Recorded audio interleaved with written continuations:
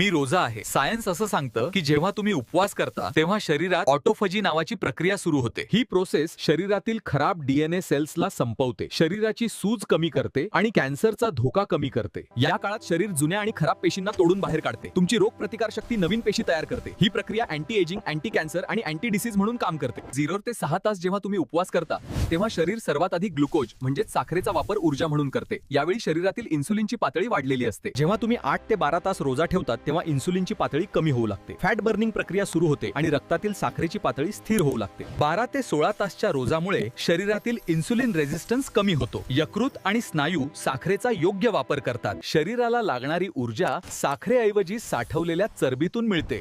यामुळे मधुमेह नियंत्रणात राहतो. हाय ब्लड प्रेशर मध्ये रोजा ठेवल्याने इन्सुलिन कमी होतो, शरीरात जास्त मीठ साठत नाही. यामुळे रक्ताच्या नसा रिलॅक्स होतात आणि हाय बीपी नॅचरल पद्धतीने कमी होतो. पोटाची चरबी कमी करण्यासाठी रोजा हा बेस्ट मार्ग आहे. यामुळे शरीरातील हॉर्मोन्स बॅलन्स होतात. पोटाचा घेरा कमी झाला की हार्ट, बीपी आणि शुगर सगळं काही कंट्रोलमध्ये येतं. रोजामुळे शरीरातील बॅड कोलेस्ट्रॉल कमी होतात आणि चांगलं कोलेस्ट्रॉल वाढतात. यामुळे हार्ट अटॅक आणि स्ट्रोकचा धोका कमी होतो. स्ट्रेस आणि डिप्रेशन मध्ये रोजा केल्याने शरीरातील कॉर्टिसॉल, स्ट्रेस हार्मोन कमी होतात, मेंदूला शांतता मिळते आणि मूड चांगला राहतो.